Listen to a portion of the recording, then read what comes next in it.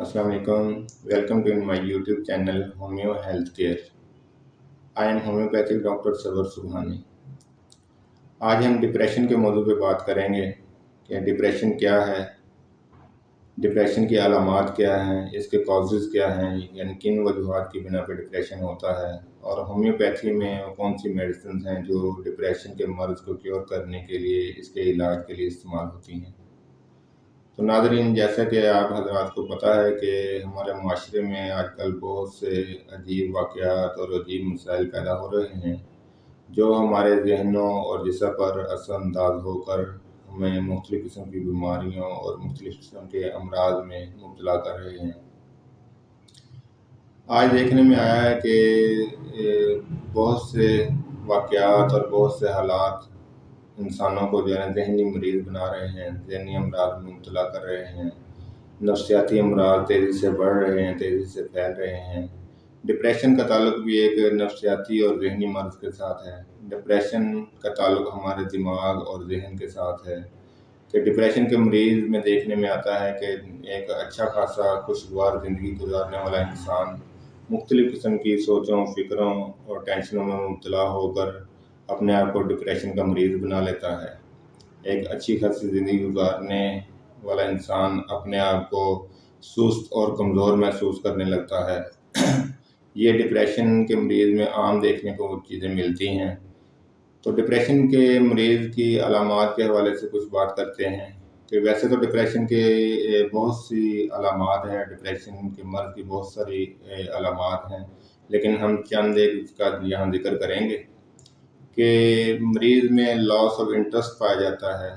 Loss of player in your activity पाई जाती है कि जिन कामों में मरीज़ पहले बहुत अच्छे तरीके से हिस्सा लेता था, जिन कामों को उसको खुशदिली और एक्साइटेड तरीके से करता था,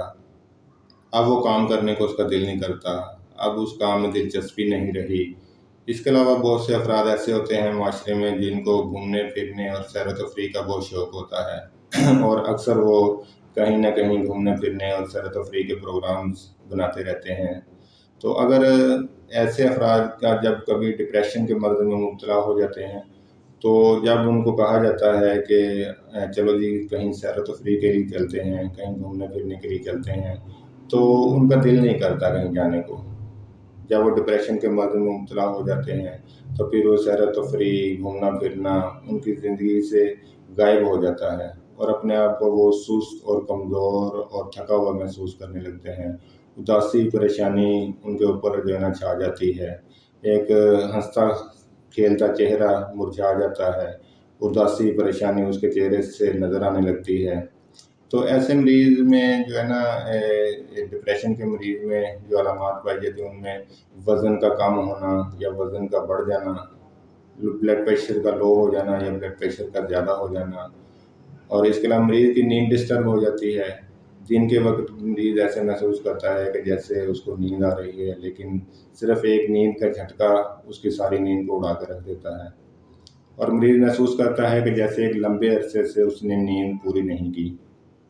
इसके अलावा बेचैनी, सुस्ती, उदासी इस मरीज़ में आम पाई जाती है। थकावट का एहसास उसे महसूस होता है, जैसे जिस्म में कोई एनर्जी ही नहीं है। मरीज़ एहसास कमतरी का शिकार हो जाता है और अपने आप को कमतर और हकीर समझने लगता है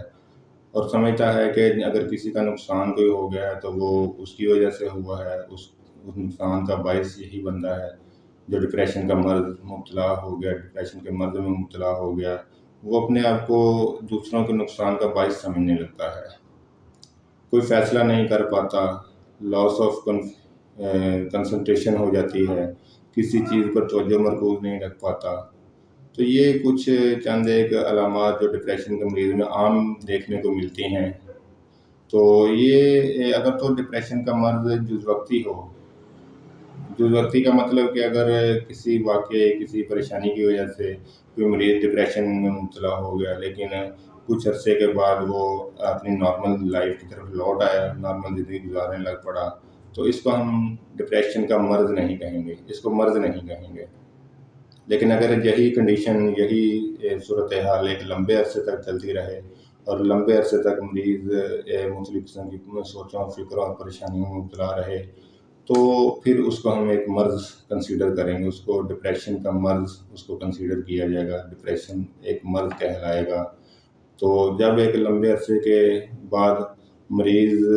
مختلف قسم کے حالات سے گزرتا ہے تو ایک وقت ایسا آتا ہے کہ مریض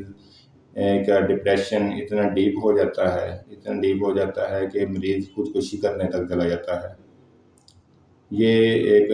ڈپریشن کا مریض میں بہت بڑی ایک بات ہے کہ جب ڈپریشن کا مرض اس کے اندر تک سرایت کر جاتا ہے، اس کے دماغ کے اندر تک سرایت کر جاتا ہے، تو جب اس کی کنڈیشن اتنی سویئر ہو جاتی ہے کہ مریض مختلف قسم کے حالات سے تنگ آ کر، مختلف قسم کی سوچوں فکروں سے تنگ آ کر وہ مرنے کو ترجیح دیتا ہے، خودکشی کرنے کو ترجیح دیتا ہے۔ تو ایسے افراد جو ہے نا وہ خودکشی کر بھی لیتے ہیں کہ مختلف تاکہ ان ٹینشنوں پریشانیوں سے جان چھوٹ جائے۔ تو آج اب بات کرتے ہیں اس کی وجوہات پر کہ ڈپریشن کن وجوہات، کن کازز کی بیس پہ ہوتا ہے۔ تو اس میں ایک بہت بڑی وجہ کہ کسی اپنے عزیز، کسی بہت قریبی کی موت ہو جانا، کسی قریبی کا دور چلے جانا،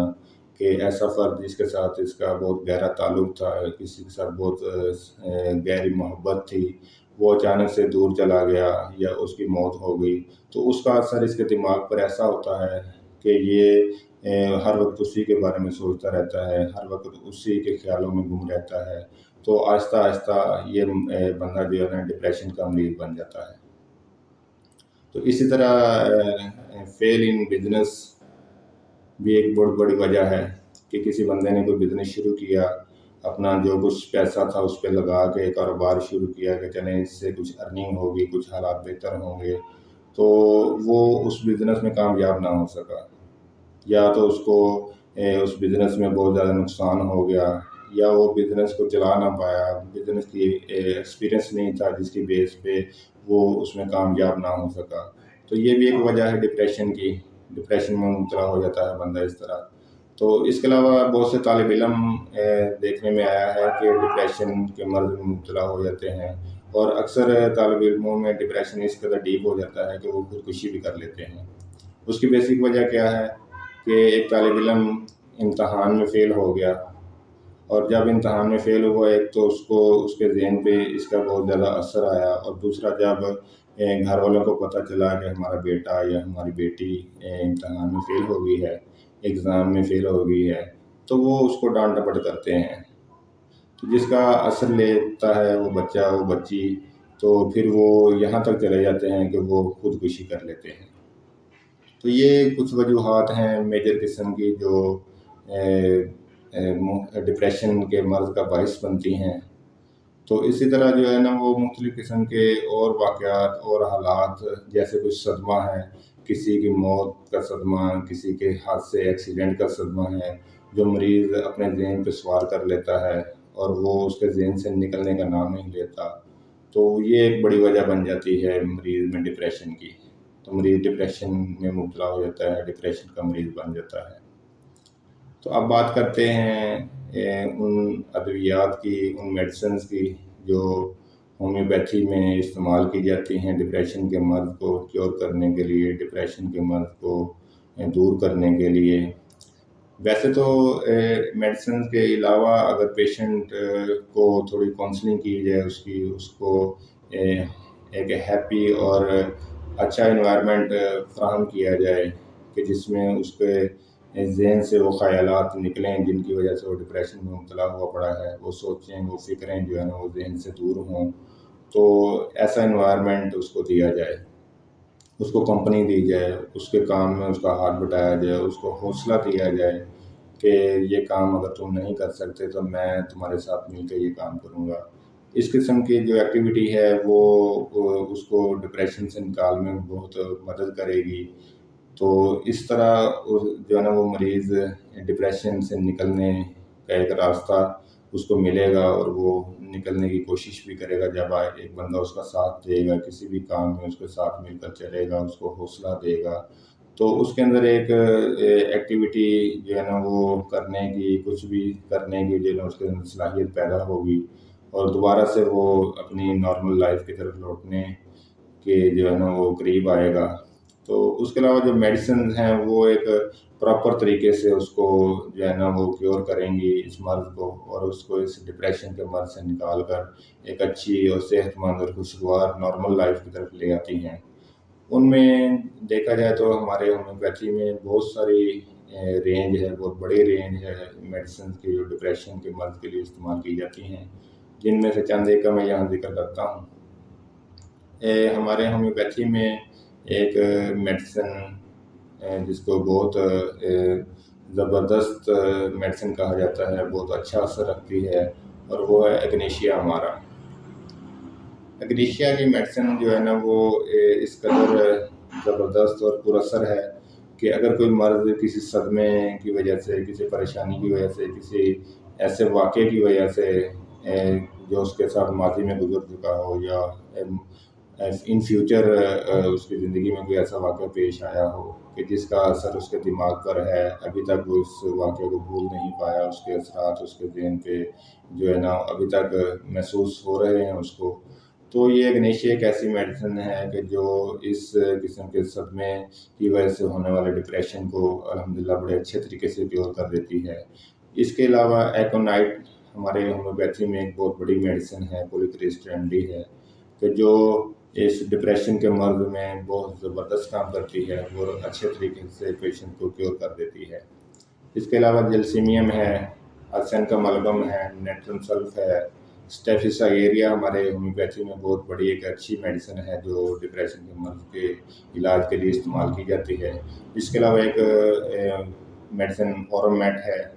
اورمیٹ ایک ایسی زبردست اور اچھی میڈیسن ہے، ایسے زبردست اثر رکھنے والی میڈیسن ہے کہ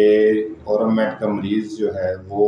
اس کے اندر خودکشی کا رجحان پایا جاتا ہے، اس کے اندر خودکشی کرنے کی جو ہے نا وہ ڈیزائر پائی جاتی ہے، اور یہاں تک کہ مریض خودکشی کرتے بھی ہیں۔ تو اورمیٹ ایسے مریض جو اگر آپ دیکھیں کہ کوئی مریض ڈپریشن کا مریض ہے اور اس قدر اس کا ڈپریشن ڈیپ ہو چکا ہے، اس قدر سیویئر ہو چکا ہے کہ وہ خودکشی کرنے کے لیے بھی تیار ہے، تو ایسے مریض کو آپ اورمیٹ استعمال کروائیں، انشاءاللہ اللہ تعالیٰ اس کو اس ڈپریشن کے مرض سے شفا عطا فرمائے گا، اور اس جو اس کے اندر ڈیزائر پیدا ہوئی خودکشی کی، اس کو بھی اللہ تعالیٰ کیور کر دے گا، اس سے بھی اس کی جان چھڑا دے گا۔ اور اس کے علاوہ اور بھی بہت ساری میڈیسن ہیں، لائکوپوڈیم ہے، کاسٹیکم ہے، اور بہت ساری دوسری میڈیسن ہیں جو ڈپریشن کے مرض کے لیے جو ہے اس کے علاج کے لیے استعمال کی جاتی ہیں۔ تو میں آپ لوگوں کو یہ سجیسٹ کروں گا کہ آپ اپنے مسائل کو، اپنے ذہنی امراض کو، اپنے جسمانی امراض کو ہومیوپیتھی ڈاکٹر کے ساتھ کنسلٹ کریں، ہومیوپیتھی ڈاکٹر کے مشورے کے ساتھ ہومیوپیتھی میڈیسن کو یوز کریں، تو انشاءاللہ اللہ تعالیٰ آپ کو ہر طرح کے مرض سے شفا عطا فرمائے گا۔ ناظرین، ویسے تو ڈپریشن کا موضوع ایک بہت وسیع موضوع ہے، اگر اس پہ بات کی جائے تو بہت ساری بات کی جا سکتی ہے، لیکن آج ہم اسی پہ اکتفا کرتے ہیں۔ آج کے لیے صرف اتنا ہی۔ آپ اس چینل کو سبسکرائب کریں اور بیل آئیکن کے بٹن کو ضرور پریس کریں تاکہ ہر نئی آنے والی ویڈیو آپ تک آسانی کے ساتھ پہنچ سکے۔ اللہ حافظ۔